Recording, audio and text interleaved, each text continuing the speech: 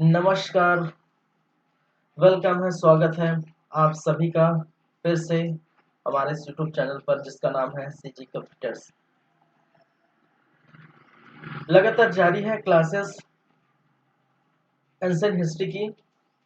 और ancient history में आज जो देखने वाले हैं वो पिछले क्लास में जो देखे थे गुप्त एम्पायर, उसका सेकंड पार्ट टू लेके आए हैं आप लोगों के लिए। ठीक है, तो चलिए फिर स्टार्ट करते हैं आज की क्लासेस। और आज की क्लास जो है क्या क्या देखने को मिलेगा उसकी पहले चर्चा कर लेते हैं, बातें कर लेते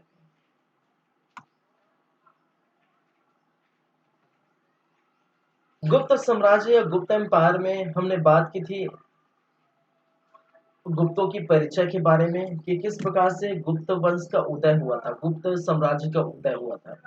जहां पर मैंने कहा था कि गुप्त साम्राज्य के जो शासक थे श्रीगुप्त, वो कुषाणों के क्या थे, सामंत थे।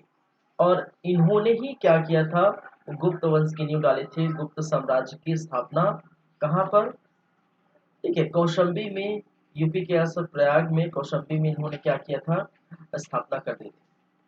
और ये भी जान देखे थे कि मौर्य काल की तरह, ठीक है, ये गुप्त साम्राज्य भी वैसे ही एक बड़े भूभाग में अपना साम्राज्य विस्तार किया। मौर्य काल के बाद जो छोटे छोटे शासक आए, छोटे छोटे वंश आए, शक, कुषाण, सातवाहन, इंडो, ठीक है, इंडो ग्रीक, ये सभी जो है बड़े साम्राज्य में, बड़े भूभाग साम्राज्य में ये तब्दील नहीं कर पाए। ठीक है, तो उनके बाद ये दूसरा मौका है मौर्यकालीन, ठीक है, मौर्य वंशों के बाद, मौर्य साम्राज्य का बाद ये दूसरा मौका था गुप्त साम्राज्य का, जिन्होंने बड़े भूभाग में क्या किया था, अपने साम्राज्य का विस्तार किया था। ठीक है, ये बातें हमने परीक्षा में पूरी देखे थे। ठीक है, चलिए दूसरी बातें, जानकारी के स्रोत की बातें हम कर चुके थे। जानकारी के स्रोत पे हम देखे थे कि क्या क्या इनकी जानकारी के स्रोत है, जैसे कि पुरातात्विक जो स्रोत है, आपके साहित्यिक स्रोत है, विदेशी यात्री का स्रोत है, ये सभी, ठीक है, इनसे क्या जानकारी मिलती है, गुप्त साम्राज्य, गुप्त वंशों की जानकारी मिलती है। अभिलेखों से जानकारी मिलती है, स्कंद गुप्त के जो है जूनागढ़ अभिलेखों से जानकारी मिलती है, स्कंद गुप्त के भीतरी स्तंभ लेख से जानकारी मिलती है। ठीक है, सिक्के से जानकारी मिलती है, सोने चांदी तांबे के सिक्के चलाए गए थे उनसे जानकारी मिलती है, स्मारक मंदिरों से जानकारी मिलती है कि गुप्त साम्राज्य, ठीक है, की जानकारी इससे प्राप्त होती है। इनके कुल या जाति के बारे में भी हमने कहा था कि कई, ठीक है, विद्वानों में इनके कुल या जाति या वंश को लेकर क्या थे, मतभेद थे। किसी ने इनको जाट या वैश्य कहा, किसी ने शैव कहा, किसी ने इसको क्षत्रिय कहा और किसी ने इनको ब्राह्मण धर्म से कोरिलेट किया है। साथ ही साथ इनके विभिन्न नाम देखे थे, गुप्त साम्राज्य के विभिन्न नाम क्या थे। क्लासिकल युग, क्लासिकल युग क्यों कहा जाता है, क्योंकि इसी समय पुराणों और महाभारत की जो है जो लिखना चल रहा था, प्रति जो लिपिबद्ध जो लिख रहे थे उस वो पूरी तरह से कंप्लीट हुआ था। स्वर्ण युग कहा गया था। ठीक है, गुप्त साम्राज्य को स्वर्ण युग की संज्ञा दी थी। ठीक है, और स्वर्ण युग की संज्ञा देने वाले के मुंशी थे और उन्होंने एक स्वर्ण युग की संज्ञा से दी थी, क्योंकि इस समय विज्ञान, कला, साहित्य, गणित, ज्योतिषी आदि जो क्षेत्र है उस क्षेत्रों का विकास अच्छे ढंग से देखने को मिला था।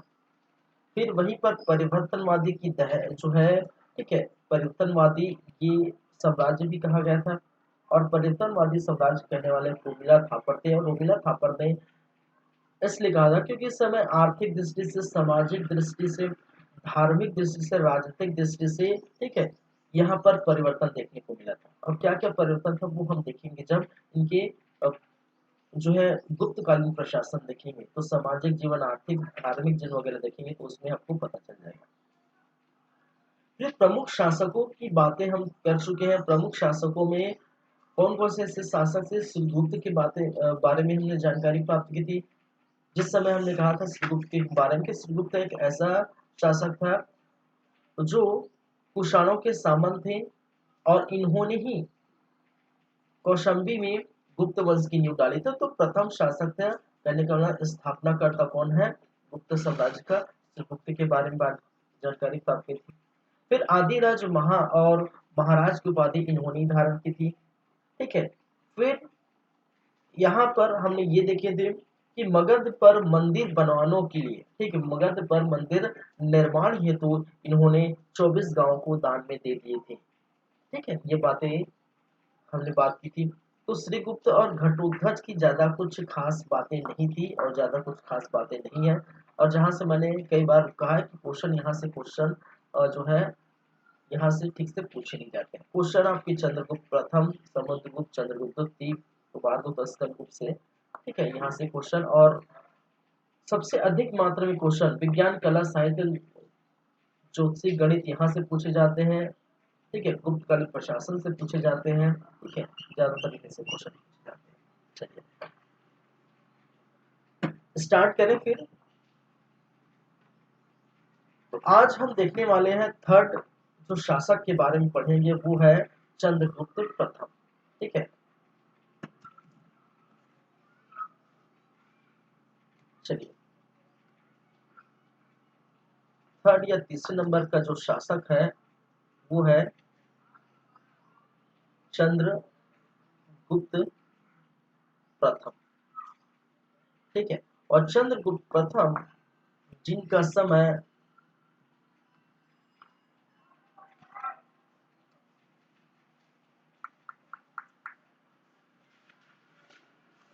319 से 335 ईस्वी तक इनका समय था, इनका शासन काल था।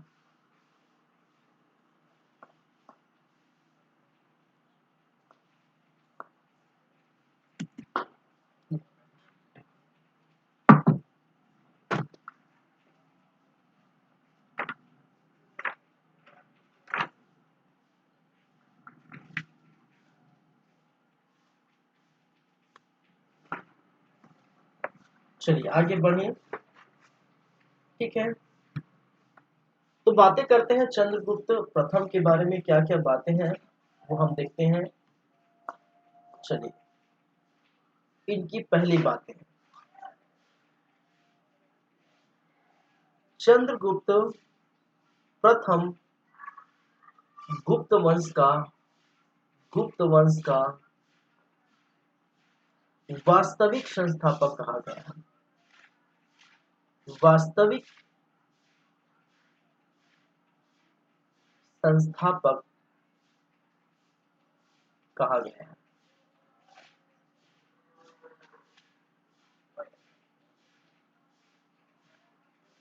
ठीक है, या संस्थापक कहते हैं जो भी है।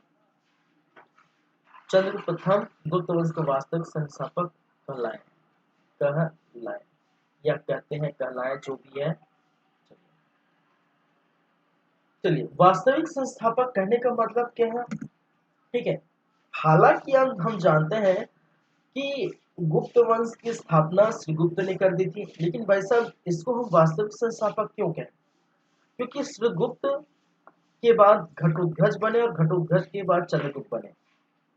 और श्रीगुप्त और घटोत्कच ने ऐसे कोई भी ऐसे कारनामे नहीं किए, और या फिर ऐसे कोई युद्ध नहीं लिए लड़े, या ऐसे कोई भी जो है राज्य का जो है क्या है विस्तार नहीं किया।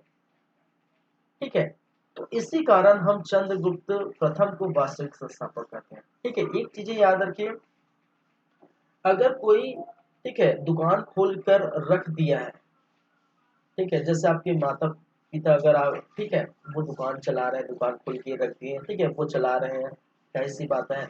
उनके बाद अगर आप उस गल्ले पर बैठते हैं, दुकान चलाते हैं, ठीक है, तो अगर उस दुकान का प्रचार प्रसार अच्छे से करते हैं, ठीक है, उस दुकान को एक्सटेंड करते हैं, ठीक है, उस दुकान में सामाने डलवाते हैं, उस दुकान चल पड़ती है अच्छी तरीके से। ठीक है, जबकि आपके माता पिता के समय, आपके पिता के समय, ठीक है, सिर्फ दुकान खोल के बैठे थे, वो पूरी तरह से चल नहीं पा रहे।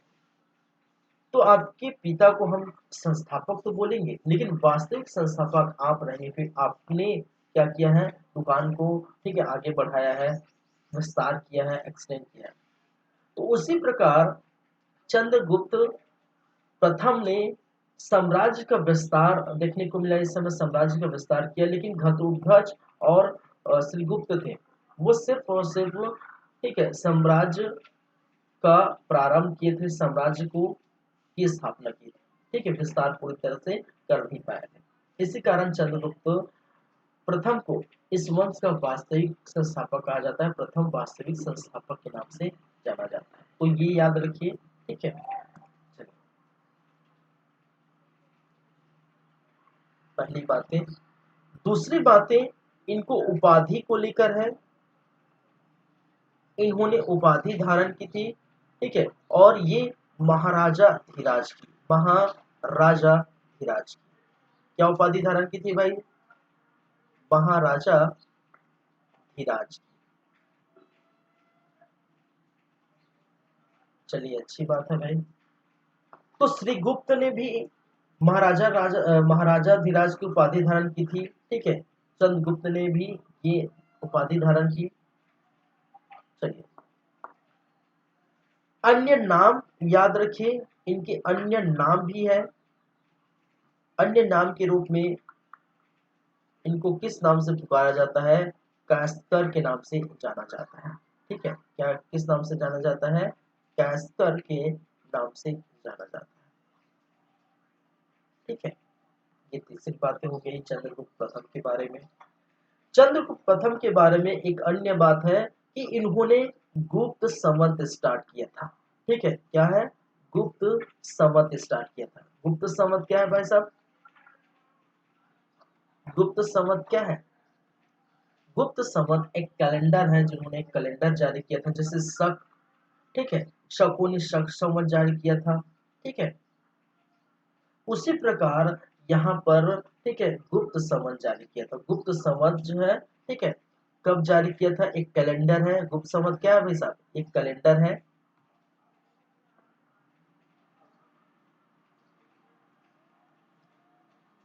ठीक है। तो 319 ईस्वी में,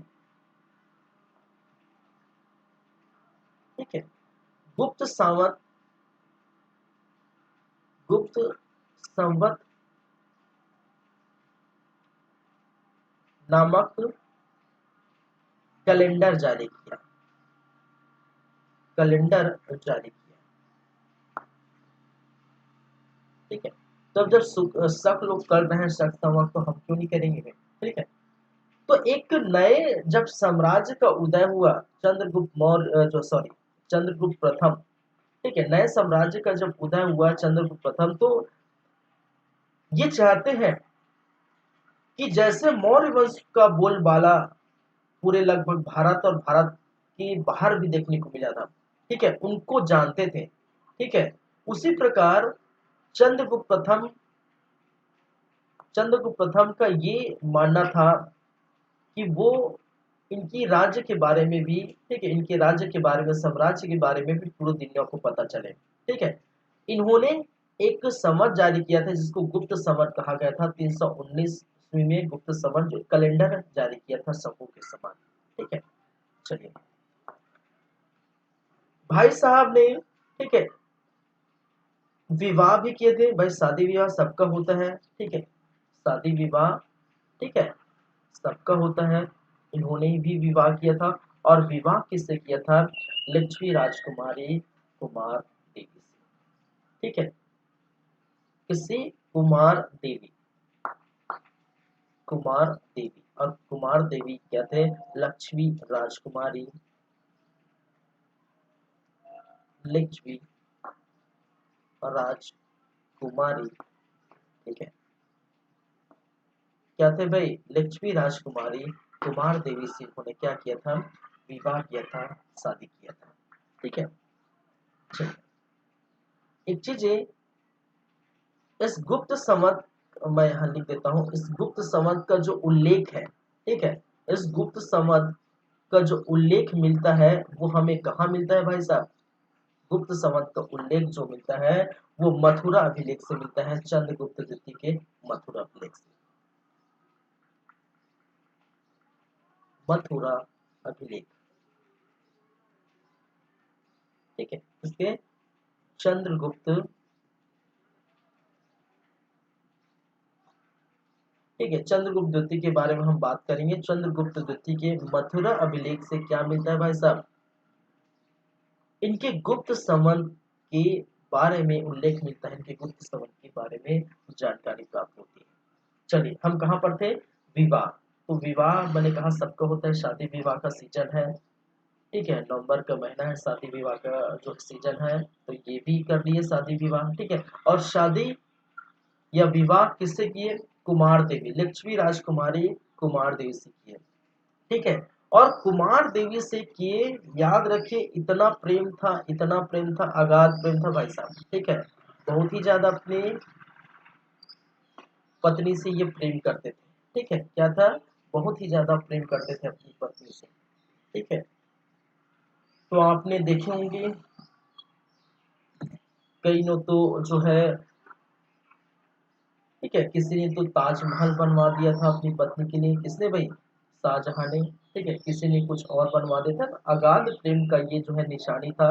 तो इसी प्रकार से चंद्रगुप्त प्रथम अपने प्रेम की निशानी को आगे बढ़ाना चाहते थे, अगाध प्रेम करते थे भाई साहब। और इसी के चलते उन्होंने क्या किया, सिक्के चलाए, सोने के सिक्के चलाए, ठीक है, क्या किए, सोने के सिक्के चलाए, सिक्के चलाए, ठीक है। और सोने के जहां पर आप सिक्के चलाए हैं, उस सोने के सिक्के में, ठीक है,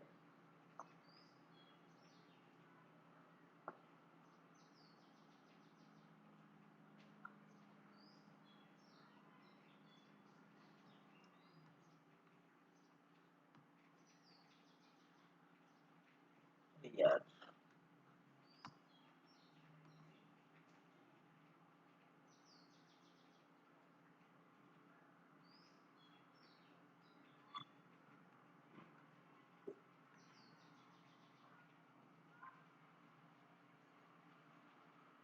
चलिए, उस सोने के सिक्के चला, और उस सोने के सिक्के में एक पृष्ठ पर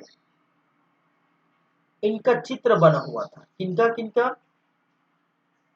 चंद्रगुप्त प्रथम और लक्ष्मी राजकुमारी कुमार देवी, इनकी धर्म पत्नी, जो कि इतना प्रेम करते थे, अगाध प्रेम था भाई साहब, ठीक है, अगाध प्रेम था, प्रेम की निशानी थी, ठीक है। सोने के सिक्के चलाए इनके नाम पर, ठीक है।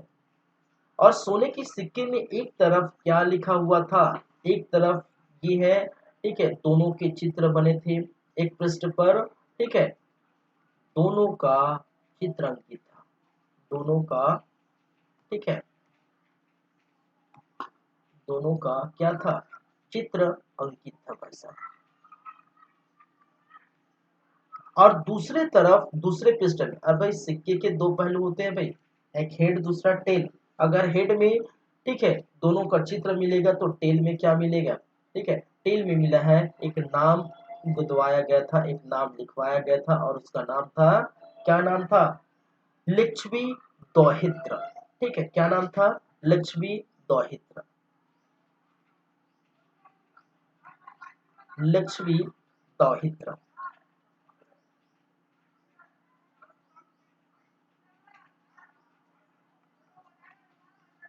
ठीक है, एक नाम लिखवाया था, ठीक है, लिच्छवी राजकुमारी था, इसलिए क्या क्या नाम लिखा था, लिच्छवी दोहित्र नाम लिखवाया गया था। इसलिए इस सिक्के का अलग अलग नाम है, ठीक है, इसलिए इस सिक्के को, ठीक है, इसलिए इस सिक्के को रानी का सिक्का कहा जाता है, राजा रानी का सिक्का कहा जाता है, राजा रानी का सिक्का, ठीक है। इस सिक्के को क्या कहा जाता है, राजा रानी सिक्का कहा जाता है, कुमार देवी प्रकार के सिक्के कहते हैं इसको, ठीक है, कुमार देवी प्रकार के सिक्के, कुमार देवी प्रकार के सिक्के भी इसको कहा गया था, ठीक है। इस सिक्के को लक्ष्मी मुद्रा भी कहा गया था, क्या कहा गया था, लक्ष्मी मुद्रा, लक्ष्मी मुद्रा के नाम से भी ये जानते हैं, लक्ष्मी मुद्रा भी कहा गया है इस सिक्के को, ठीक है। चलिए, इस सिक्के को दाम्पत्य सिक्का भी कहा गया था, पति पत्नी सिक्का या दाम्पत्य सिक्का, दाम दाम्पत्य सिक्का कहा गया है। दाम्पत्य मतलब क्या होता है? पति पत्नी भाई, ठीक है। चलिए,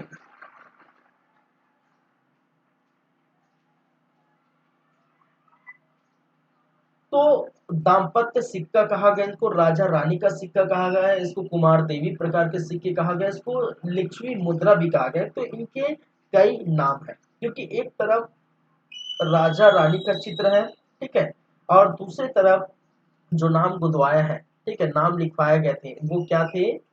एक पृष्ठ पर जो नाम लिखवाए गए थे वो क्या थे भाई साहब? वो थे लक्ष्मी दोहित्र। और आप देखेंगे इनके बाद इनका जो पुत्र बनेगा, इनका पुत्र का नाम क्या है? समुद्रगुप्त। इनका पुत्र जो बनेगा, इनका पुत्र जो होगा समुद्रगुप्त। और समुद्रगुप्त के जो प्रमाण मिलते हैं, जो जानकारी मिलती है, वो इन्हीं सिक्कों से जानकारी मिलती है कि इनके पिता ने एक सिक्का चलाया था, सोने का सिक्का चलाया था, और सोने के सिक्का में लिखित दोहित नाम गुदवाए थे, दोनों में अंकित लिखा है। तो ये इन्होंने यही कहा था कि चंद्रगुप्त प्रथम मेरे पिताश्री है, ठीक है। और जो कुमार देवी है, लक्ष्मी राजकुमारी कुमार देवी, ये मेरे माता श्री है, और दोनों के नाम पर लक्ष्मी दोहित ये है। और ठीक है, इसी का मैं वंश। ये किसने कहा है? चंद्रगुप्त, सॉरी समुद्रगुप्त। ठीक है, क्लियर है बातें, ठीक है। और राजधानी कहाँ था भाई? ये तो सबसे मेन इंपॉर्टेंट छूट गया, यहाँ की जो राजधानी, मैं यहाँ लिख देता हूँ, वो राजधानी। और राजधानी था आपका मगध पाटलिपुत्र। मगध, ठीक है, हाँ, मगध पर पाटलिपुत्र, ठीक है। तो राज्य का विस्तार देखने को मिल रहा है, ठीक है। राज्य का विस्तार देखने को मिला है, क्योंकि राज्य के विस्तार के चलते ही इन्होंने हम इनको हमने क्या कहा था? वास्तविक संस्थापक कहा था। और इन्होंने अपनी राजधानी मगध पाटलिपुत्र में तैयार की थी, राजधानी बनाया था। श्री गुप्त और घटोत्कच के बारे में याद रखिए, तो उन्होंने सिर्फ कौशाम्बी में, प्रयाग में ही रहकर अपने शासन प्रशासन को स्टार्ट किया था। लेकिन इस शासन प्रशासन को आगे बढ़ाने का कार्य चंद्रगुप्त मौर्य के, सॉरी, चंद्रगुप्त प्रथम ने किया था। और चंद्रगुप्त प्रथम जो अपना विस्तार, ठीक है, अपना विस्तार मगध के आसपास तक ही ले गए थे। सबसे ज्यादा विस्तार जो करेंगे वो कौन करेगा? समुद्रगुप्त। समुद्रगुप्त को दक्षिणावर्त, वामावर्त का जो है विजेता कहा गया। उसके बारे में बहुत अच्छे से हम चर्चा करेंगे, एक एक चीज हम देखेंगे, ठीक है। चलिए, ये बातें,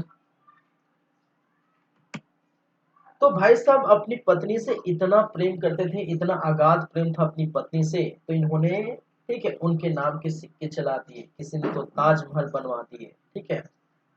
चलिए, तो इस प्रकार से प्रेम, अगाध प्रेम देखने को मिला। तो आप भी करते होंगे किसी से, ठीक है, जरूर करिए। प्रेम जो है बहुत पवित्र चीज है, ठीक है।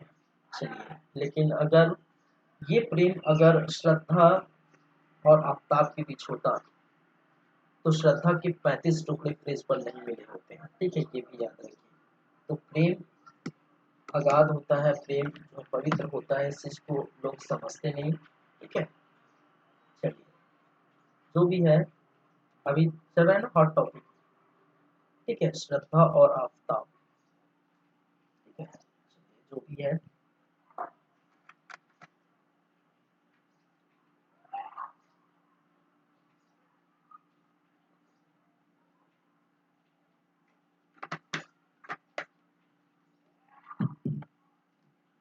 आगे बढ़े भाई साहब, आगे बढ़ेंगे, लेकिन थोड़ा चार्ज में लगा देता हूँ सिस्टम।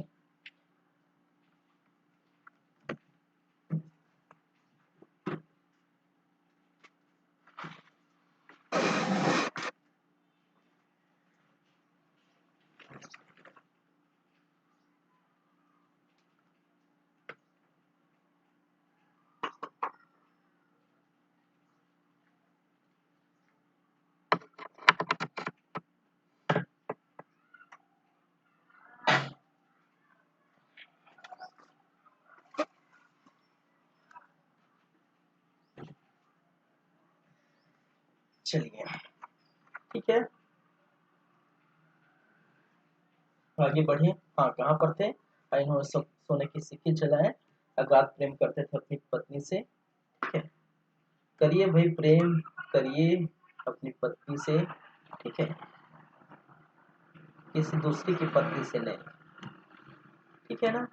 चलिए आगे बढ़े, आगे बात करेंगे।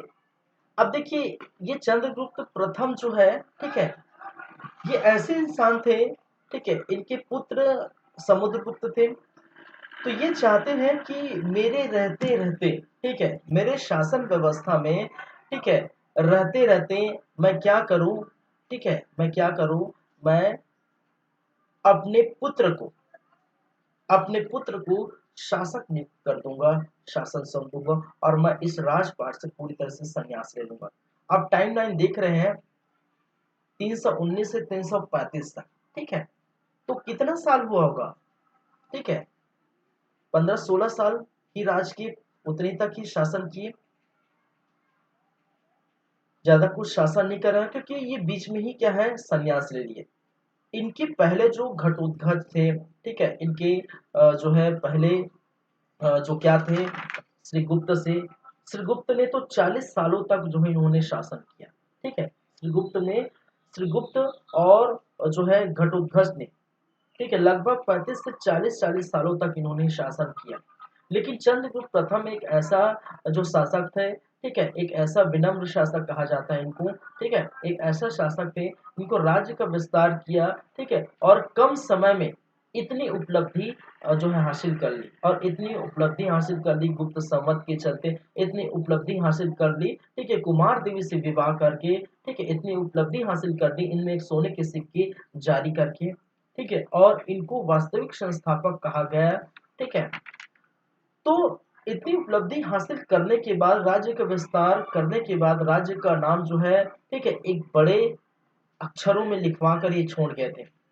और इसी चंद्रगुप्त प्रथम ने अपने शासन काल में रहते रहते अपने पुत्र को क्या किया गया था, नौमित कर दिया था राज्य का, क्या है, शासक नौमित कर दिया था राज्य का। ठीक है, उत्तराधिकारी बना दिया था, नौमित कर दिया था। ठीक है, चलिए।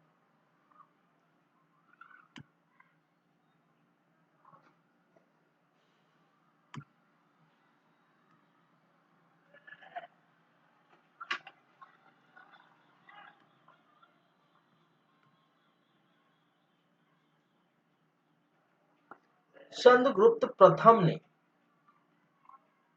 अपने शासन काल पर रहते ही, ठीक है, अपने शासन काल में संन्यास का निर्णय ले लिया भाई साहब। ठीक है, संन्यास का निर्णय लिया। ठीक है, कि मैं अब जो है, ये राजपाट मेरी बस की बात नहीं, मैं अपनी जो है पत्नी के साथ, जिसको मैं अगाध प्रेम करता हूँ, उनके साथ खुश हूँ। ठीक है, उनके साथ जीवन व्यतीत करूंगा। ठीक है, तो सुख शांति चाहिए मुझे, इस प्रकार से इन्होंने क्या किया, संन्यास का निर्णय क्या किया, ले लिया। यह संन्यास का निर्णय लिया, और संन्यास का निर्णय लेगा तो क्या होगा? ठीक है, कोई ना कोई तो उत्तराधिकारी सौंपी जाएगी, किसी न किसी को उत्तराधिकारी सौंपी जाएगी, तो पुत्र, ठीक है, पुत्र, इनके पुत्र समुद्रगुप्त, इनके पुत्र समुद्रगुप्त, पुत्र समुद्रगुप्त को, ठीक है, गुप्त वंश का, गुप्त वंश का उत्तराधिकारी सौंप दिया। गुप्त वंश का क्या बनाया गया, गुप्त वंश का उत्तराधिकारी सौंपा, उत्तराधिकारी सौंप दिया।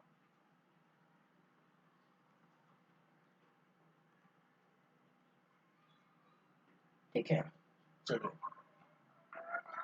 और इसी समुद्रगुप्त के नाम पर जो है कहा गया, जो लिख, देखिए यहाँ पर हमने देखे थे सिक्के में, ठीक है, सिक्के में देखे थे लिच्छवी दौहित्र, लिच्छवी, ठीक है, क्या है, दौहित्र।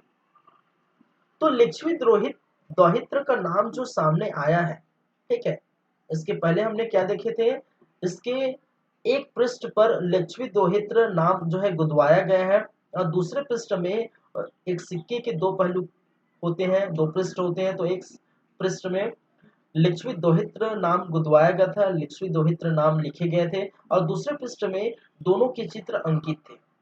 ठीक है, दोनों के चित्र अंकित थे, एक राजा का एक रानी का, कहने का मतलब एक चंद्रगुप्त प्रथम का और दूसरा कुमार देवी का।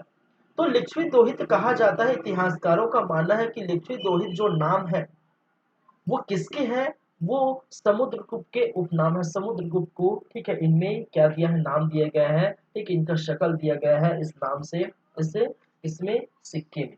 तो ये भी जानकारी प्राप्त होती है। अगर हम समुद्रगुप्त के बारे में बात करेंगे तो समुद्रगुप्त के बारे में जानकारी तो आपको जानते हैं प्रयाग प्रशस्ति और एरन अभिलेख से मिलेगा। ठीक है, और एक और जानकारी मिलती है कि लिच्छवी दोहित्र उस जो शब्द है वो किसके लिए था, वो समुद्रगुप्त के लिए था, जो सिक्के पर जारी किया गया था।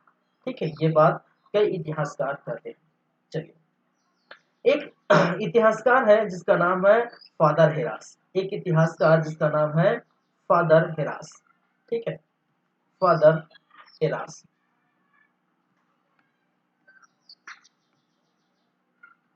और फादर हेरास के अनुसार, ठीक है, ये कहा गया कि जब, समझिएगा पहले, कि जब समुद्रगुप्त, सॉरी, जब चंद्रगुप्त प्रथम ने अपने, ठीक है, संन्यास का निर्णय लिया। ठीक है, ठीक है, चंद्रगुप्त प्रथम ने जब संन्यास का निर्णय लिया तो उनके उस समय कहा जाता है, फादर हिरास का कहा जाता है कि समुद्रगुप्त और उनके भाई, एक भाई भी थे जिसको कहा जाता है कच्छ, उन दोनों के भाई के बीच उत्तराधिकारी के लिए, इस पद पर पहुंचने के लिए, इस गद्दी पर बैठने के लिए, किसबती गुप्त वंश के नेक्स्ट शासक बनने के लिए, दोनों के बीच, समुद्रगुप्त और कच्छ के बीच क्या हुआ था, उत्तराधिकारी पद के लिए युद्ध हुआ था। ठीक है, उत्तराधिकारी पद के लिए युद्ध हुआ था, उत्तराधिकारी युद्ध कहा गया है इसको, और ये कौन कहते हैं, फादर हेरास कहते हैं। लेकिन कई इतिहासकारों का मानना है कि जो कच्छ है वो समुद्रगुप्त का एक दूसरा नाम है, समुद्रगुप्त का एक उपनाम है।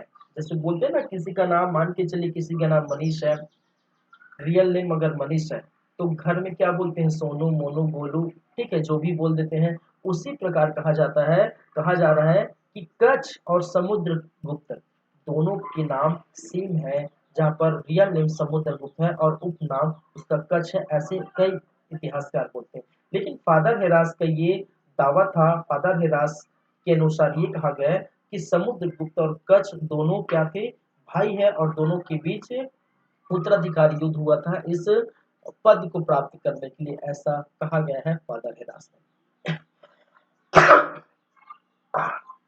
सॉरी, ठीक है।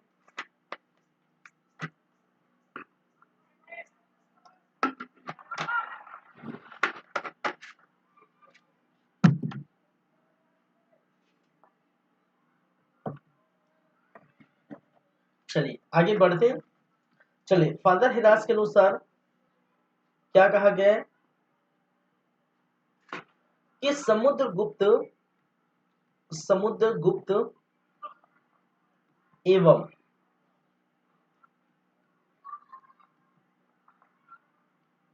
उनके भाई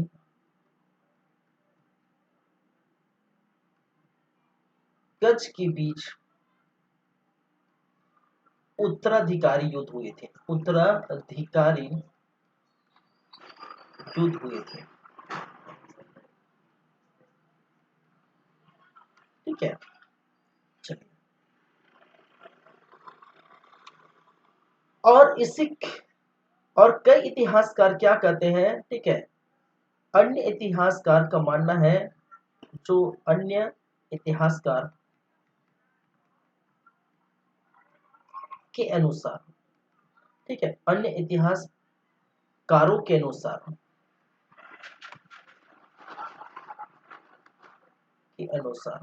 अन्य इतिहासकारों के अनुसार ये कहा गया है कि समुद्रगुप्त कोई और नहीं है, कच्छ जो है समुद्रगुप्त का उपनाम है। ठीक है, कहा गया है कि समुद्रगुप्त,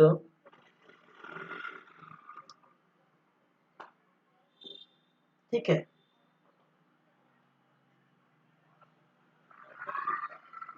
एवं कच्छ दोनों एक ही है, एक ही है। मतलब ठीक है, समुद्रगुप्त का उपनाम कच्छ है। ऐसा किसने कहा है? अन्य इतिहासकारों में देखने को मिलता है, मतभेद है। तो याद रखिए समुद्रगुप्त और कच्छ के ठीक है बीच इतिहासकारों में मतभेद है, अभी भी मतभेद बना हुआ है। ठीक है, कहा गया है कि ये दोनों जो है क्या थे, अलग अलग है। ठीक है, ये किसने कहा है? फादर हेरास ने। और अन्य इतिहासकार का कहना है कि दोनों एक ही है। ठीक है, समुद्र का गुप्त का उपनाम क्या है? कच्छ है। ऐसा क्लियर है बातें? ठीक है, आगे बढ़े। तो ये है चंद्रगुप्त प्रथम के बारे में। ठीक है, जो 319 से 335 तक उन्होंने शासन व्यवस्था को संभाला था, अच्छी तरीके से देखने को मिली। तो इसमें मेन जो इम्पोर्टेंट कहने का मतलब है, ठीक है, चंद्रगुप्त प्रथम के बारे में जो क्वेश्चन पूछे जाते हैं तो एक तो गुप्त समर से पूछे जाते हैं, और खासकर जो सबसे इम्पोर्टेंट है वो इनके सोने के सिक्के चलाने पर देखने को मिलते हैं। इसके सोने के सिक्के पर लिच्छवी द्रोहित का चित्र जो है अंकित है। ये कई बार क्वेश्चन पूछा गया है वनडे एग्जाम में। ठीक है, लिच्छवी द्रोहित लिखा गया है, वो किसके लिखा गया है ये भी याद रखिए, वो किसके लिए था? लिच्छवी द्रोहित कहा गया है कि समुद्रगुप्त को, ठीक है, इनका जो है इनका चेहरा दिया गया है समुद्रगुप्त का, ठीक है, नाम के रूप में इनको चेहरा दिया गया था। ठीक है, चलिए, तो ये हो गए आपके क्या है, चंद्रगुप्त प्रथम की बातें चंद्रगुप्त के बारे में। नेक्स्ट हम बात करेंगे, ठीक है, समुद्र उनके पुत्र किसके बारे में? समुद्रगुप्त के बारे में।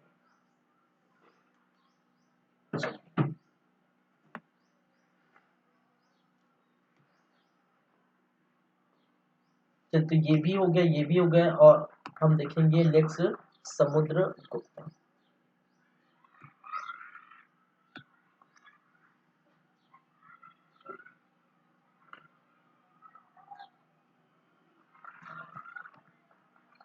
फोर्थ नंबर में हम बात करेंगे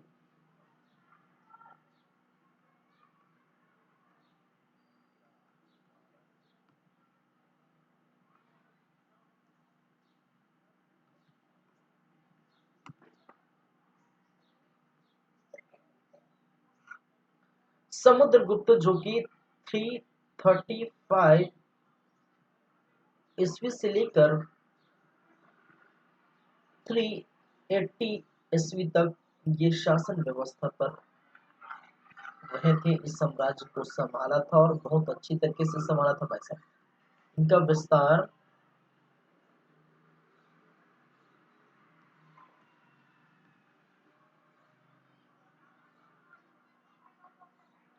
जैसे मौर्य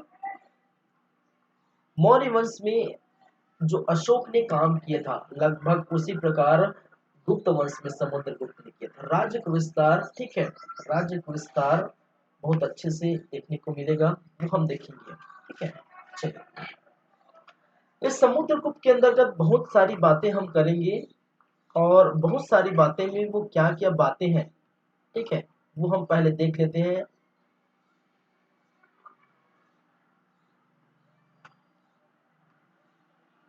एक तो भाई साहब की परिचय जान लेंगे। ठीक है, क्या है, परिचय जान लेंगे भाई साहब की। ठीक है, पहली बातें।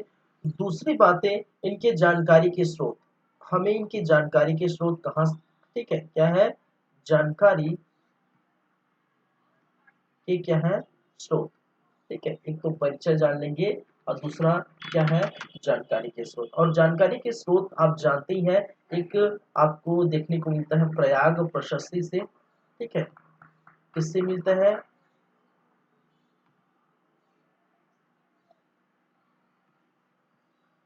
किससे मिलता है भाई साहब? जानकारी आप देखने को मिलता है एक प्रयाग प्रशस्ति से। ठीक है,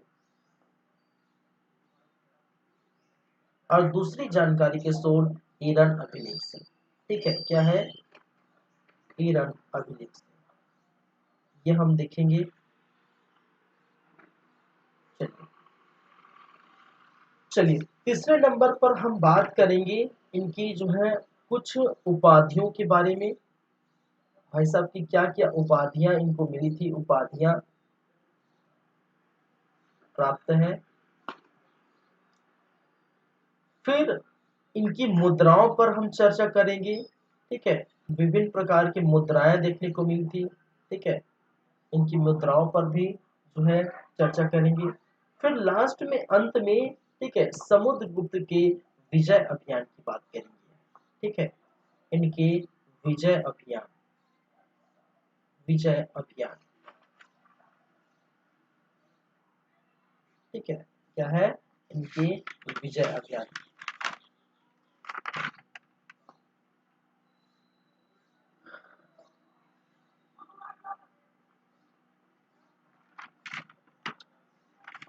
चलिए, जहां पर आप जानते हैं उत्तर भारत के साथ दक्षिण भारत का भी विजय देखने को मिला था।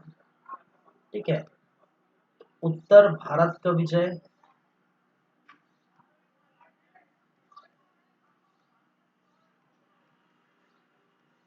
और दक्षिण भारत का विजय, दक्षिण भारत का विजय आपको देखने को मिलेगा। ठीक है,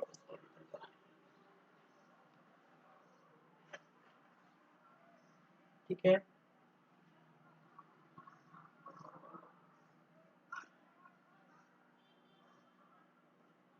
तो इन्हीं बातों पर हम गौर करेंगे, इन्हीं बातों को आगे बढ़ाएंगे अच्छी तरीके से। मैं आपको फिर से एक बार बता देना चाहता हूं कि नोटिफिकेशन जारी हो चुका है सीजी पीसी से।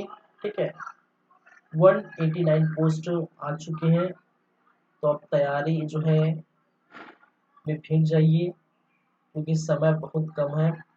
12 फरवरी को संभावित एग्जाम का डेट बताया जा रहा है, तो संभावित को ही मान के चलिए आपका एग्जैक्ट डेट। ठीक है, हो सकता है ये फेर बदल हो, वो अलग बात है, एक्सटेंड हो एग्जाम डेट अलग बात है, लेकिन आप ये मान के चलिए। ठीक है, वही डेट आप मान के चलिए।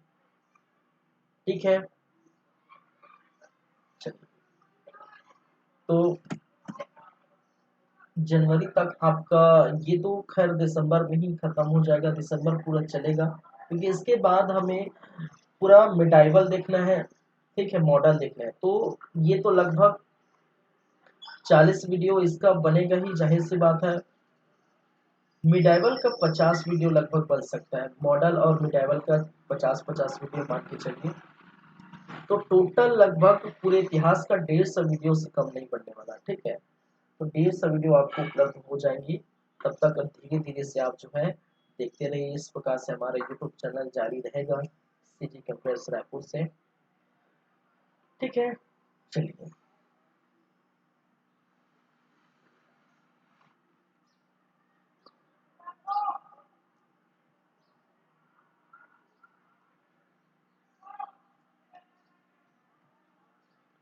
परिचय।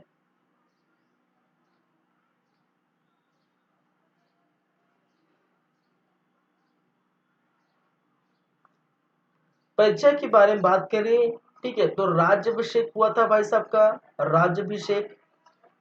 ठीक है, और राज्यभिषेक आप जानते हैं इसी समय 335 ईस्वी, 335 ईस्वी में क्या हो गया था, राज्यभिषेक कर दिया गया था। और इस बात को भी आप जानते हैं। ठीक है, इनके पिता ने शासन काल में रहते हुए इनको गद्दी सौंपी थी। ठीक है, इनके पिता,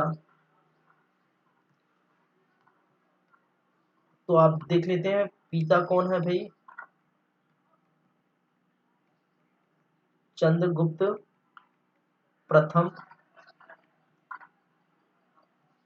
माता ठीक है कुमार देवी, कुमार देवी जो क्या थे, लिच्छवी राजकुमारी, लिच्छवी राजकुमारी कुमार देवी क्या थे, इनके माता है। ठीक है, पिता के शासन काल में इनको गद्दी प्राप्त हो गई थी। ठीक है, पिता के शासन काल में ही गद्दी प्राप्त हो गई थी, गद्दी प्राप्त हो गई थी। ठीक है, ये इनके पिता है।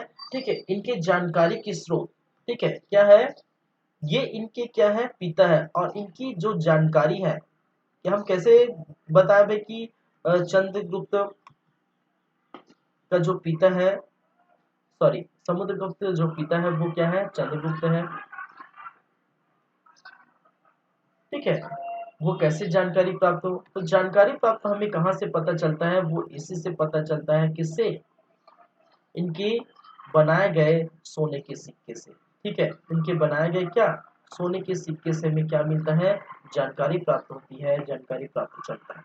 ठीक है, और सोने के सिक्का में क्या देखने को मिला था, एक तरफ राजा का चित्र है, ठीक है, एक तरफ राजा का अंकित चित्र है, दूसरी तरफ रानी का चित्र है। ठीक है, और दूसरे पृष्ठ में, ठीक है, दूसरे पृष्ठ में, दूसरे पृष्ठ में, ठीक है, क्या है, नाम अंकित है, और नाम है लक्ष्मी दौहित्र।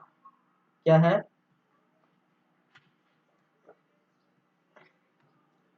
दूसरे पृष्ठ में क्या है, नाम अंकित है, और वो नाम क्या है, वो है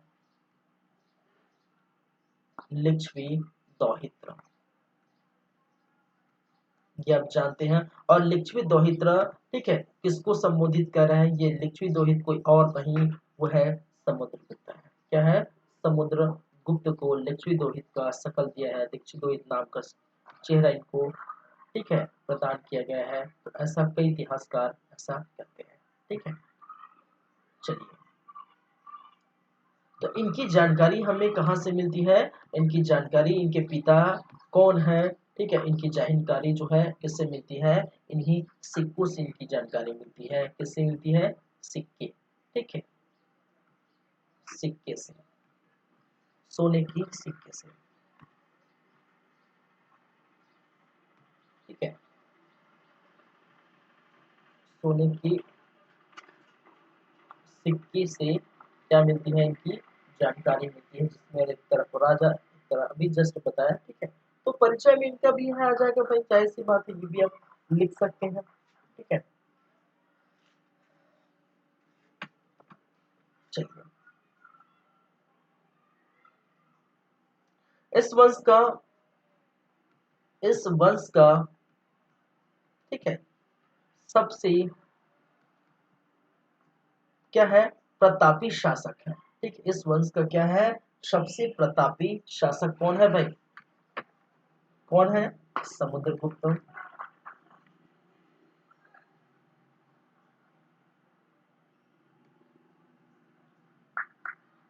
प्रतापी शासक कहलाए।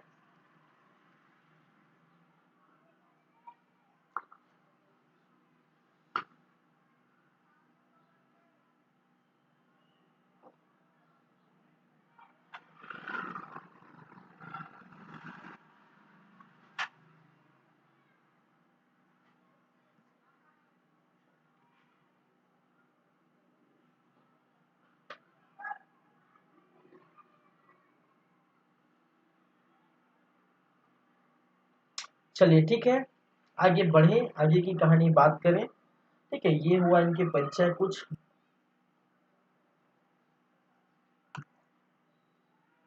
आइए जानते हैं इनके जानकारी की स्रोत। ठीक है, कि आखिरकार समुद्रगुप्त की जानकारी के स्रोत कहाँ कहाँ से देखने को मिलती है। ठीक है,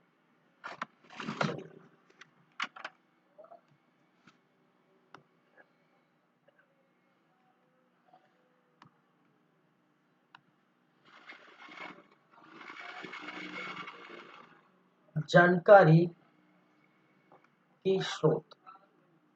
ठीक है,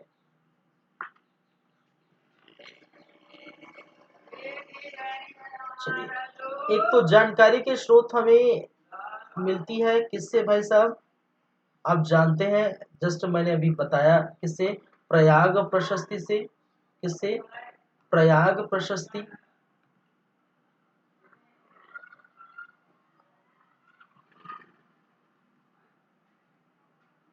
प्रयाग प्रशस्ति से, और दूसरा जो जानकारी मिलती है वो एरन अभिलेख से। क्या है? एरन अभिलेख से।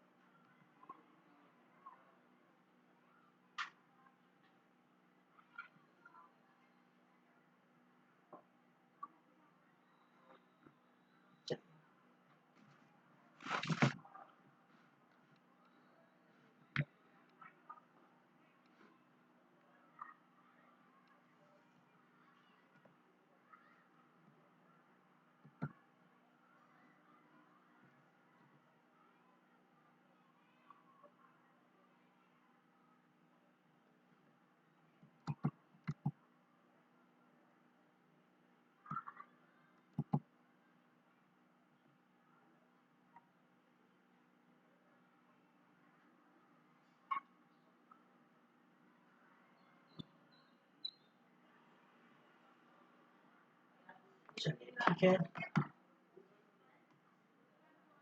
प्रयाग प्रशस्ति, ठीक है। इसमें समुद्रगुप्त के विजय गाथा का वर्णन देखने को मिलता है। खैर दोनों में मिलता है, ठीक है। समुद्रगुप्त की विजय गाथा, विजय गाथा का वर्णन कहाँ पर है? ठीक है, इस प्रयाग प्रशस्ति में। यहाँ पर भी आपको देखने को मिलेगा समुद्रगुप्त के विजय गाथा, विजय गाथा का वर्णन, ठीक है। वो विजय गाथा हम देखेंगे, ठीक है। चलिए, प्रयाग प्रशस्ति के बारे में अगर बात करें, ठीक है, क्या है? प्रयाग प्रशस्ति के बारे में अगर बात करें तो प्रयाग प्रशस्ति जो है वो आपको किसने लिखा है? तो हरिषी, हरिशेन द्वारा लिखी गई क्या है? प्रयाग प्रशस्ति है। और ये कहाँ पर स्थित है? ये स्थिति, ठीक है, कहाँ पर स्थित है तो आप जानते हैं, ठीक है। ये कहाँ पर है? कौशाम्बी में था, ठीक है, कौशाम्बी, ठीक है। क्या है? कौशाम्बी,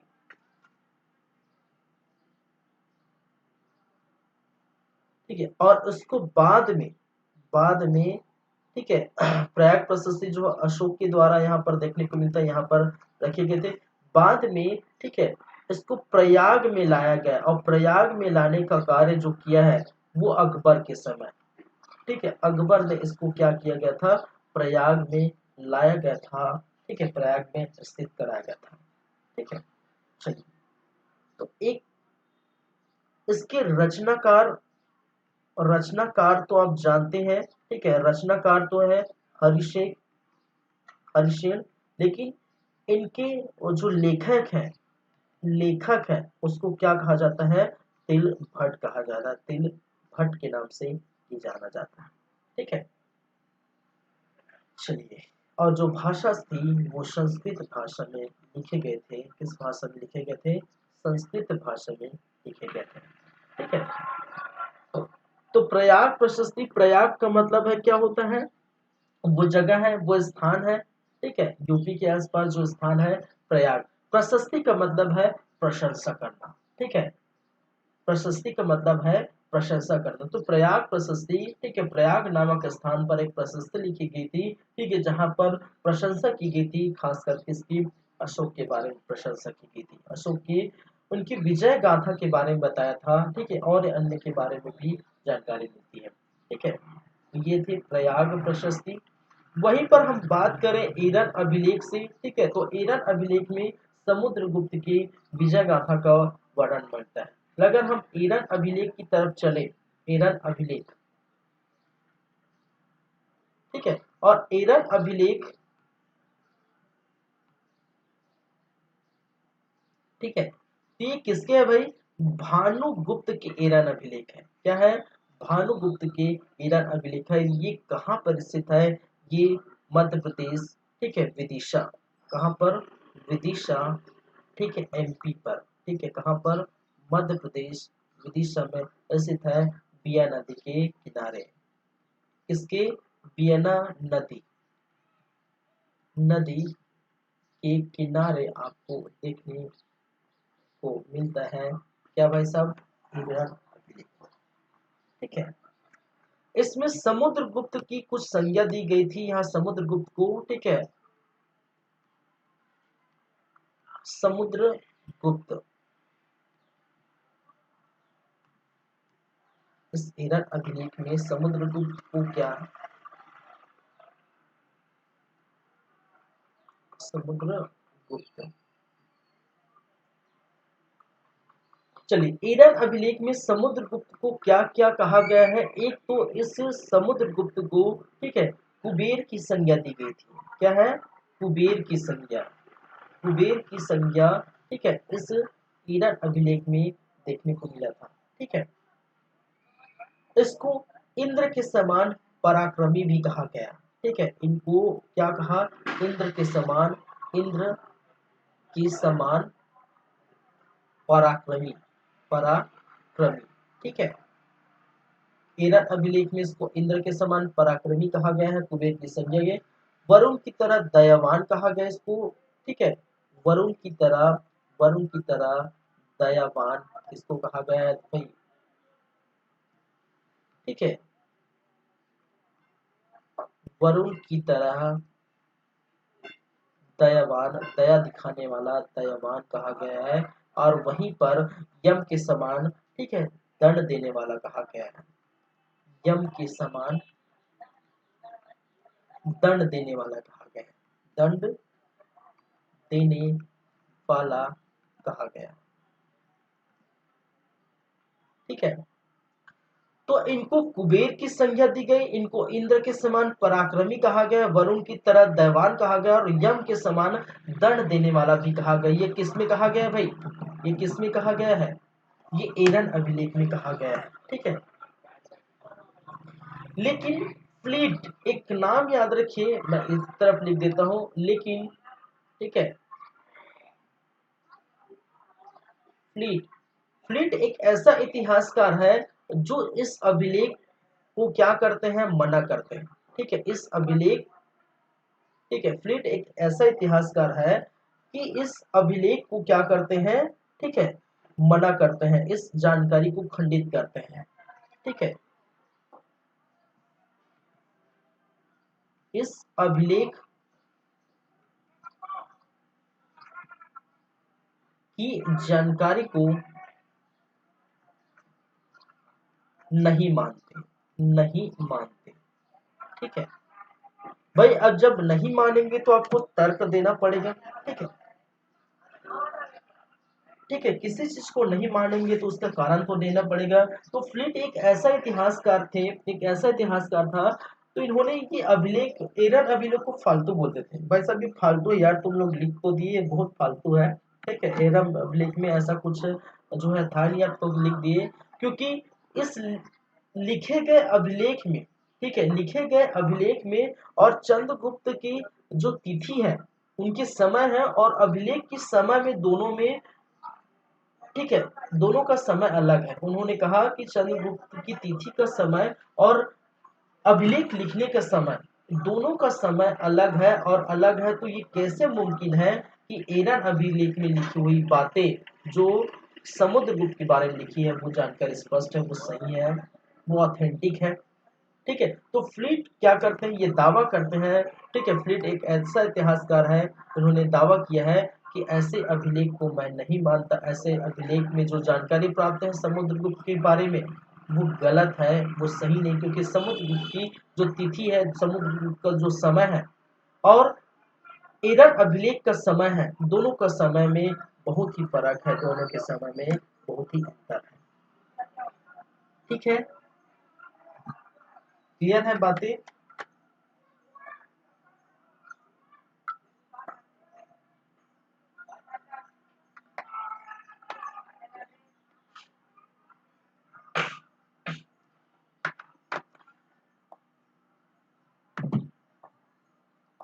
चलिए,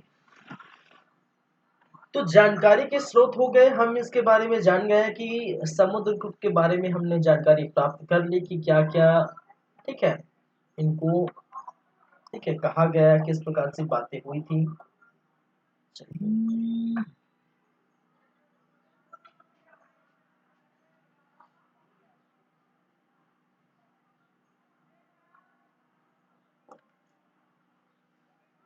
ठीक है, आगे बढ़े, आगे की कहानी बात करेंगे। अब आगे की कहानी क्या है भाई साहब? आगे की कहानी इनके अंतर्गत अब अगर देखें क्यों मिले, तो इनकी उपाधियां जान लेते हैं। समुद्रगुप्त की उपाधियां क्या है, ठीक है।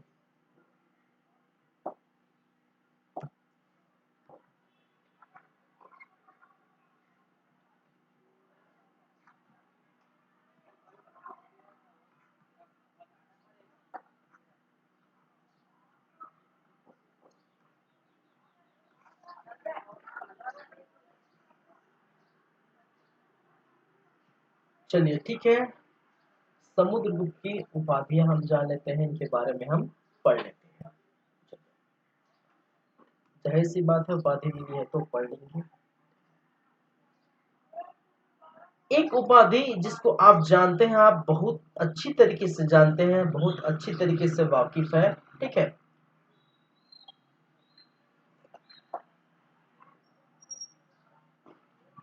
इसको कहा गया है भारत का नेपोलियन, ठीक है। क्या कहा गया है? भारत का नेपोलियन कहा गया है। अब ये नेपोलियन कौन है भाई, ठीक है। भारत का नेपोलियन क्यों कहा गया है, नेपोलियन कौन है, ठीक है। तो याद रखिए, ये क्यों कहा जाता है, क्योंकि जो नेपोलियन है, ठीक है, आप जानते हैं और नहीं जानते तो भी अच्छी बात है। जो नेपोलियन है, वो नेपोलियन जो है, वो फ्रांस का एक व्यक्ति था, फ्रांस का एक जो है बोल सकते हैं शासक है, ठीक है। क्या है? फ्रांस का एक शासक था नेपोलियन। और ये जो नेपोलियन है, ठीक है, ये पूरे जो है क्या है, पूरे यूरोप को जीत लिया था, ठीक है। पूरे यूरोप का विजेता कहलाता, यूरोप का क्या था, विजेता था, ठीक है, समझेगा। ठीक है, नेपोलियन जो है एक फ्रांस का एक बोल सकते हैं व्यक्ति, या फ्रांस का जो है शासक है, जो भी बोल सकते हैं, ठीक है। तो नेपोलियन एक फ्रांस का ऐसा शासक है जो पूरे यूरोप का विजेता था, पूरे यूरोप को जीत लिया था, ठीक है। और ये पूरे यूरोप को जीत लिया था, लेकिन एक युद्ध में ये हार गए, एक युद्ध में ये हार गए, एक युद्ध में हार भी प्राप्त हुई, हार भी प्राप्त हुई, ठीक है। और इस युद्ध का नाम है वाटरलू युद्ध। क्या है? वाटरलू युद्ध। अब विश्व के इतिहास में पढ़ते होंगे ये सारी बातें, ठीक है। विश्व के इतिहास में आप पढ़ते होंगे ये सारी बातें। तो मैंने क्या कहा, जो नेपोलियन है, ठीक है, जो नेपोलियन, ये फ्रांस का एक शासक था, एक व्यक्ति था, जो पूरे यूरोप का विजेता था, पूरे यूरोप को जीत लिया था, ठीक है।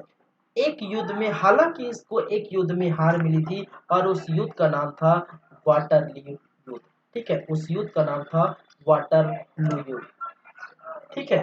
तो ये जो नेपोलियन से इनका क्या देखने को मिला, ठीक है, नेपोलियन की तरह इनको भी संज्ञा दी जाती है, क्योंकि समुद्रगुप्त भी है, ठीक है। दक्षिण के 12 राज्यों और जो है उत्तर के 9 राज्यों को पूरा जीत लिया था, और ठीक है, राज्य का ये भयंकर तरह से विस्तार किया था। कभी ये हार नहीं माने, कभी भी ये हारे नहीं है, ठीक है। कभी भी हारे नहीं, कभी ये हार नहीं माने, ठीक है। इसलिए इनका, ठीक है, तुलना फ्रांस के नेपोलियन से किया जाता था। और फ्रांस का नेपोलियन चूंकि एक बार हार भी गया है, सोच सकते हैं फ्रांस का नेपोलियन एक बार हार गया है वाटरलू की जो युद्ध में, इनको हार भी मिली, लेकिन जो भारत के नेपोलियन जिसको समुद्रगुप्त कहा जाता है, वो कभी भी हारे नहीं, किसी भी युद्ध में इनको हार नहीं मिली थी, ठीक है। इसलिए इनको इसकी संज्ञा दी जाती है, भारत का नेपोलियन कहा जाता है इसको, समुद्रगुप्त को, ठीक है। तो ये आप याद रखिए पहली बातें। दूसरी बातें, इनको एक और उपाधि दी गई है, इसको कहा जाता है धरणी बंध, धरणी बंध।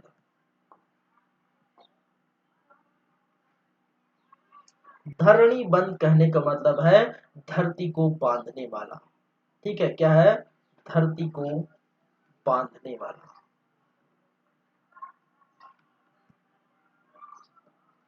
धरणी बंध, ठीक है, धरती को बांधने वाला, संपूर्ण धरती को जीतने वाला, ठीक है, धरती को बांधने वाला या संपूर्ण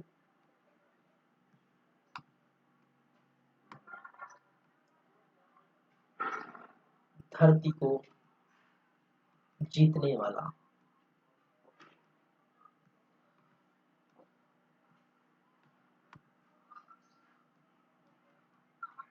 ठीक है, धरती को बांधने वाला, संपूर्ण धरती को जीतने वाला को हम क्या कहते हैं, धरणी बंध कहते हैं। इनको एक और उपाधि के नाम से जाना जाता है, ठीक है, पृथ्वी प्रतिरथ, नाम भी नहीं दिया जाता है, ऐसा ऐसा जो है ये उपाधि धारण करते हैं, ठीक है, पृथ्वी पर जीत हासिल करने के नाम, ठीक है, पृथ्वी को जीत के कारण, पृथ्वी को जीत लेने के कारण, जीत लेने के कारण, ठीक है, पृथ्वी से प्रतिरथ इनको कहा गया है। फिर वहीं पर इनको कविराज कहा गया है। अब जानते हैं इनके बारे में, कविराज कहा गया है। इनकी अगर देखेंगे, इनकी मुद्रा पर अगर बात करेंगे, ठीक है, तो मुद्रा पर आप देखेंगे फोटो बना हुआ है, ठीक, जहां पर इन्होंने जो है भाई साहब एकदम मुद्रा में, ठीक है, इन्होंने वीणा, ठीक है, वीणा लिए हुए इनका एक मुद्रा देखने को मिला है, ठीक है, कविता भी ये करते हैं, गाना वाना गाते हैं, ठीक, जो भी है सब भी करते हैं, शास्त्र के साथ मनोरंजन भी अपने आप में भी कर लेते हैं, ठीक है, तो इनको कविराज कहा गया है, ठीक है, वीणा वादक थे इन्होंने, ठीक है, ये वीणा बजाते थे, धनुर्धारी थे, ठीक है, बहुत अच्छे धनुर्धारी थे, बहुत अच्छे जो वीणा बजाते थे, बहुत अच्छे कविराज, तो इसलिए क्या कहा गया, कवि राज की उपाधि इन्होंने धारण की। इनको चंद्र प्रकाश कहा गया है, चंद्र के साथ चमकने वाला, चंद्र के समान प्रकाश देने के कारण इसको चंद्र प्रकाश कहा गया है, ठीक है, चंद्र प्रकाश कहने का मतलब है चंद्र के समान प्रकाश देने वाला, चंद्र के समान प्रकाशवान, प्रकाशवान, चंद्र के समान ये प्रकाशमान थे, इसलिए इनको चंद्र प्रकाश की उपाधि भी दी गई थी, ठीक है, चलिए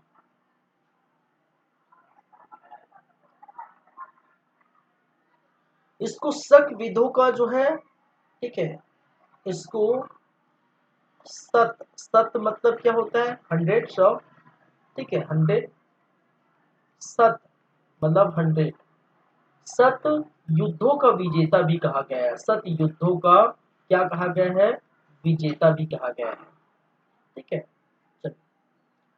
सत युद्धों का विजेता कहा गया है, क्योंकि कहा जाता है कि समुद्रगुप्त, ठीक है, ने लगभग 100 युद्ध क्या किए थे, जीते थे, ठीक है, 100 युद्ध इन्होंने जीते थे, ठीक है, और 100 युद्ध जीते थे, तो कहा जाता है कि शरीर में, सतयुद्ध कहा गया क्योंकि इसके शरीर में, ठीक है, युद्ध के समय पड़े 100 निशान थे, ठीक है, शरीर में, ठीक है, युद्ध के समय, युद्ध के समय पड़े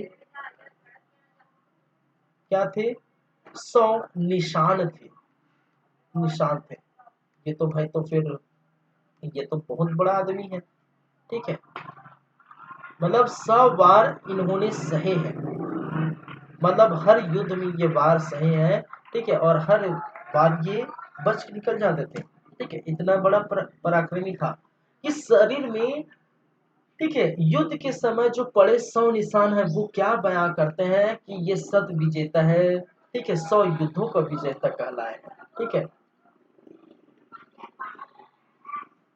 चलिए एक चीजें और याद रखिए, ये भारत का नेपोलियन किसने कहा है, ये वी.एन. स्मिथ ने, ठीक है, वी.एन. स्मिथ ने जिसको भारत का नेपोलियन कहा है, ठीक है, क्या कहा है, भारत का नेपोलियन किसने कहा है, वी.एन. स्मिथ ने इनको भारत के नेपोलियन कहा, ये भी याद, ठीक है,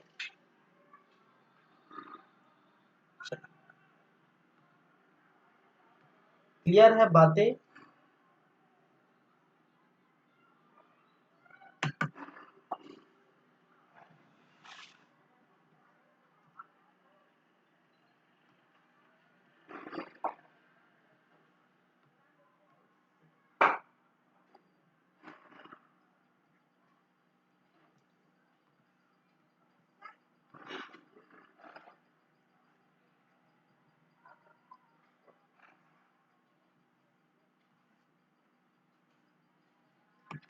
चलिए, तो समुद्रगुप्त की उपाधियां, ठीक है, नाम याद है 6 उपाधियां हैं, ठीक है, और भी बहुत सारे होंगे वो बात की बात है। इतिहासकारों ने तो ये उपाधि इनको दे दी थी, ठीक है। तो मेनली जो है समुद्रगुप्त की ये 6 उपाधि, भारत का नेपोलियन कहा जाता है, क्योंकि नेपोलियन, फ्रांस का जो नेपोलियन था, ये पूरे यूरोप का विजेता था, ठीक है। ये यूरोप टाइप दिख रहा है लेकिन यूरोप का भाई, ठीक है, ये यूरोप है, ठीक है। चलिए, पूरे यूरोप का विजेता था, ठीक है। थोड़ा,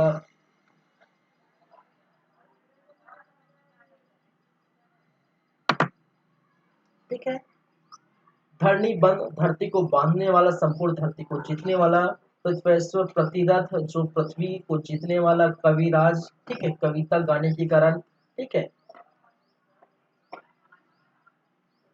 कविता, वाणी वादक, वाणी वादक के कारण, ठीक है, उनको क्या कहा गया है?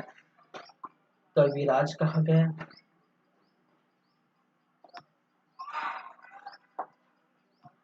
चलिए, ठीक है, जो भी है,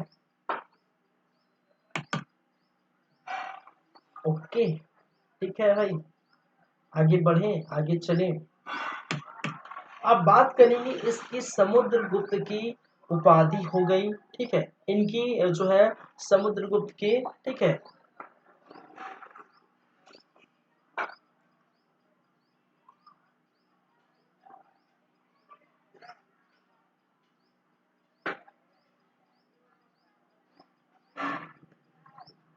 चलिए, मुद्राएं देखेंगे, ठीक है, समुद्रगुप्त की, ठीक है, मुद्राओं के बारे में हम जानकारी प्राप्त करेंगे, क्या क्या मुद्राएं हैं वो हम बात करेंगे, ठीक है। चलिए,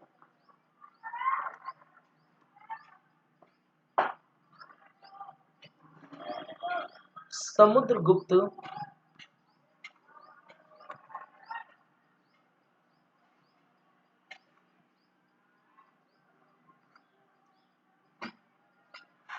की मुद्राएं, ठीक है, की मुद्राएं,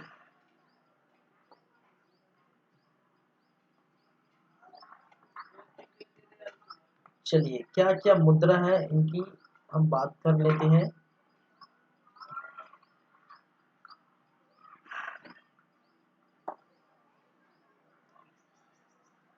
चलिए, गरुड़ मुद्रा, ठीक है, गरुड़, सॉरी, गरुड़ मुद्रा, एक है गरुड़ मुद्रा,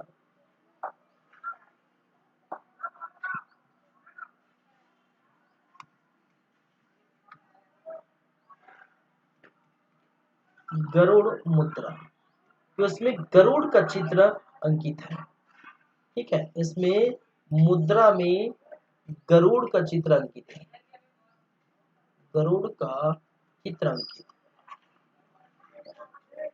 ठीक है, गरुड़ मुद्रा जिसमें गरुड़ का चित्र क्या था भाई साहब, अंकित था। पहली बात है।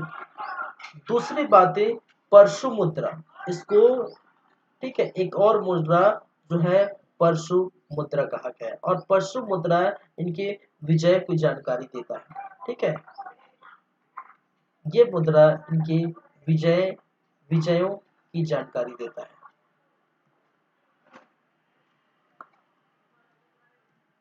ठीक है, क्योंकि विजय होने के पास ये मुद्रा का इन्होंने क्या किया था, ठीक है, मुद्रा ढलवाए थे जो भी है, ठीक है। धनुर्धारी मुद्रा एक है, धनुर धनुर्धारी मुद्रा, धनुर्धारी मुद्रा कहने का मतलब है इसमें धनुष बाण चलाते हुए का चित्र है, धनुष बाण का चित्र, बाण का चित्र।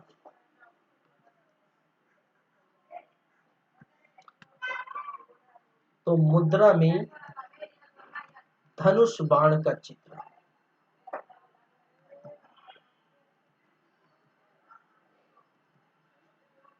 ठीक है, मुद्रा में क्या है भाई साहब, धनुष बाण का चित्र देखने को इसको धनुर्धारी मुद्रा कहा जाता है।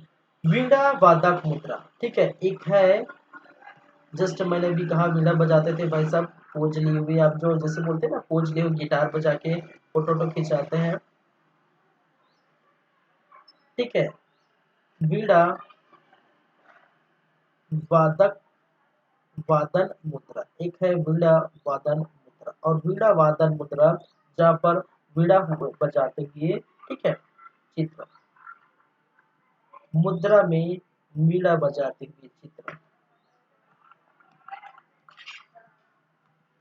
मुद्रा में वीणा बजाते हुए चित्र देखने को मिला है, इसे वीणा वादक मुद्रा कहा गया है। ठीक है, व्याघ्र हनन मुद्रा, ठीक है, व्याघ्र हनन मुद्रा, ठीक है, मुद्रा में शेर का शिकार करता हुआ, ठीक है, दिखाया गया है। मुद्रा में शेर का शिकार करता हुआ चित्र, मुद्रा में शेर का शिकार करता हुआ चित्र, करता हुआ चित्र। ठीक है, हम जानते हैं फिर इन्होंने व्याघ्र हंता की उपाधि भी धारण की थी, छत्तीसगढ़ में भी देखने को मिलता है व्याघ्रराज को हराकर। ठीक है, पढ़े हैं छत्तीसगढ़। ठीक है, छत्तीसगढ़ में, ठीक है, इन्होंने व्याघ्र हंता की उपाधि दी। ठीक है, महेंद्र को हराया था, याद आ रहा है। अश्वमेघ,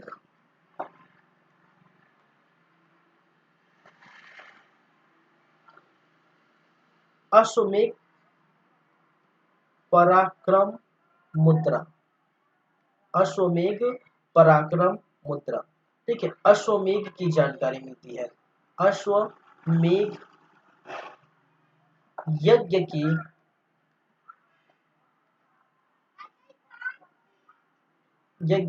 जानकारी मिलती है, जानकारी मिलती है।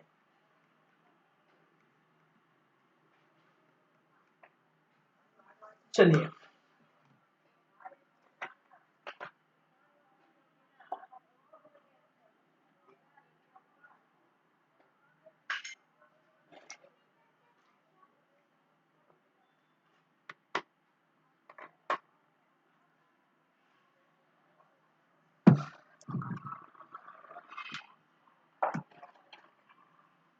ठीक है भाई साहब, हो गया, आगे बढ़े। ठीक है, अब आगे क्या पढ़ेंगे, ये आगे तो बस बाकी है समुद्रगुप्त के विजय अभियान। ठीक है, फिर आपका चंद्रगुप्त द्वितीय,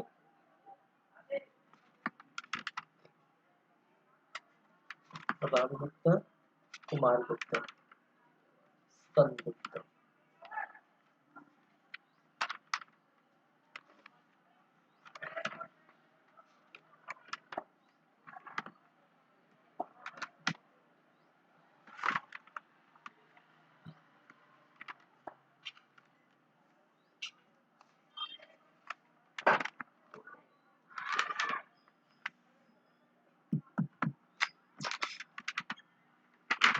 ठीक है,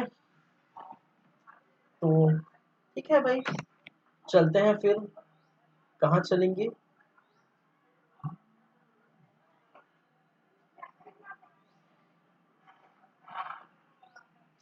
आज की जो क्लास है वो हम यहीं पर रखना चाहते हैं, यहीं पर रखते हैं। ठीक है, और जो नेक्स्ट क्लास होगी वहां पर, क्योंकि ये बहुत बड़ा जो है, इसको समझाने में थोड़ा टाइम लगेगा। इसको समझाने भाई, समुद्रगुप्त के जो विजय अभियान है, ठीक है, समुद्रगुप्त का जो विजय अभियान है, उत्तर भारत का जो विजय अभियान है और दक्षिण भारत का विजय अभियान है। ठीक है, इन विजय अभियानों को हम बहुत अच्छी तरीके से पढ़ेंगे, ठीक है। जहाँ पर समुद्रगुप्त दक्षिण भारत अभियान के समय जब आए थे, ठीक है, वाकाटक वंश थे, बहुत समय नल वंश थे, तो व्यागराज को हराया था, ठीक है, महेंद्र को हराया था, व्यागराज को हराकर जो है व्याघ्रहत्या की उपाधि धारण की थी, ठीक है। ये भी बात हम जहाँ पर छत्तीसगढ़ में पढ़े, ये भी बातें हम यहाँ पर हम देखेंगे, ठीक है। तो वो विजय अभियान बहुत अच्छे से हम पढ़ेंगे, आधे घंटे का वो लेक्चर होगा, ठीक है। प्रॉपर मैपिंग से देखेंगे, प्रॉपर मैप के हिसाब से कहाँ कहाँ पर उन्होंने, ठीक है, किस किस स्थान पर वो विजय प्राप्त की थे, पूरा डिटेलिंग जो है उत्तर भारत और दक्षिण भारत का विजय अभियान देखेंगे। उसके बाद जैसे ही ये समुद्रगुप्त का जो है पार्ट खत्म हो जाता है, आप जानते हैं, आप देखेंगे, ठीक है। फिर चंद्रगुप्त, कुमारगुप्त, स्कंदगुप्त, और बीच में एक आएगा रामगुप्त, ठीक है, बीच में इसी समय, ठीक है, इसी के बीच में आपको देखने को मिलेगा, ठीक है, क्या है, इससे कनेक्ट है रामगुप्त, ठीक है, रामगुप्त। और रामगुप्त जो है, ठीक है, इनके क्या थे, ठीक है, चंद्रगुप्त के द्वितीय के क्या थे, बड़े भाई थे, क्या थे, बड़े भैया थे भाई साहब, ठीक, क्या थे, बड़े भाई थे, बड़े भाई थे, ठीक है। तो ये हम देखेंगे, रामगुप्त के बारे में भी हम चर्चा करेंगे, थोड़ा सा ज्यादा कुछ कहानी में दम नहीं है रामगुप्त के बारे में, ठीक है। बहुत ही डरपोक व्यक्ति था वैसा, ठीक है। अपनी पत्नी को भी, ठीक है, अपनी पत्नी को भी क्या कर दिया था, शकों के हवाले कर दिए थे, जो भी है उसकी चर्चा हम करेंगे, ठीक है। तो श्रीगुप्त हो गया, घटोत्कच हो गया, चंद्रगुप्त प्रथम भी हो गए, ठीक है। समुद्रगुप्त का थोड़ा सा जो पॉइंट बाकी, थोड़ा सा जो है बाकी है, ठीक है, वो हम देखेंगे जो आधे घंटे का लेक्चर होगा। फिर चंद्रगुप्त द्वितीय नेक्स्ट क्लास में हम खत्म करेंगे, चंद्रगुप्त द्वितीय की पूरी बातें। फिर उसके बाद नेक्स्ट क्लास में जो होगा वो कुमारगुप्त, स्कंदगुप्त वगैरह होंगी, उसके बाद मौर्यकालीन प्रशासन, उसके बाद विज्ञान कला एवं साहित्य का लगभग 3 लेक्चर, 2 से 3 लेक्चर होगा, तो ये भी 7 से 8 लेक्चर में कंप्लीट होगा। तो धीरे धीरे बढ़ेंगे, अच्छे से बढ़ेंगे। तो मैं फिर से एक बार बोल रहा हूँ आप लोगों को, तैयारी शुरू कर दीजिए, नोटिफिकेशन आ गया है सीजीपीएससी की तरफ से, 189 पोस्ट आ चुके हैं, ठीक है। 12 तारीख को एग्जाम का डेट है, संभावित डेट भले ही है, लेकिन आप तैयारी रखिए, ठीक है। और देखते रहिए हमारे यूट्यूब चैनल सीजी कंप्यूटर्स, ठीक है। चलिए, लाइक करिए, सब्सक्राइब करिए, कमेंट करिए और शेयर भी करिए, ताकि, ठीक है, सबको ये पता चल सके। आगे बढ़े, तो टॉपिक में गुप्ता जो है एम्पायर है पार्ट 2 आज यहीं पर दिन होता है, पार्ट 3 लेके आएंगे, और बाकी बातें नेक्स्ट क्लास में करेंगे, कल करेंगे, ठीक है। चलिए फिर, अगर आपको मैं बता रहा हूँ किसी प्रकार का डाउट होता है, ठीक है, तो ये जो है कांटेक्ट नंबर दिया हुआ है, तो वह यहाँ जाके आप कांटेक्ट कर सकते हैं, ठीक है।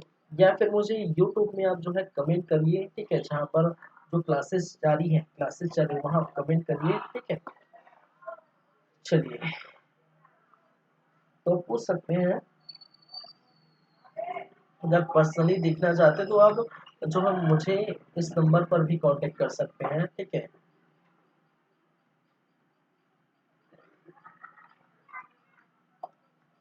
ठीक है, 9098099024, ठीक है, इस नंबर पर भी क्या है, मुझे कांटेक्ट कर सकते हैं, ठीक है। अगर किसी भी प्रकार का दिक्कत है, किसी भी प्रकार की परेशानी है, ठीक है, कुछ पूछना चाहते हैं, क्योंकि एग्जाम नजदीक है, बोल सकते हैं 2 ढाई महीना, तो कुछ पूछना चाहते हैं तो आप आसानी से ये पूछ सकते हैं। चलिए, ठीक है, चलिए फिर चलते हैं और मिलते हैं आप लोगों से, तब तक के लिए गुड बाय, शब खैर, अपना ध्यान रखें, ख्याल रखें, ठीक है। और पढ़ते रहिए और देखते रहिए हमारे यूट्यूब चैनल, जिसका नाम है सीजी कंप्यूटर्स। इसी प्रकार हम आप लोगों से रूबरू होते रहेंगे। चलिए, thank you guys, thank you class, मिलते हैं नेक्स्ट टाइम।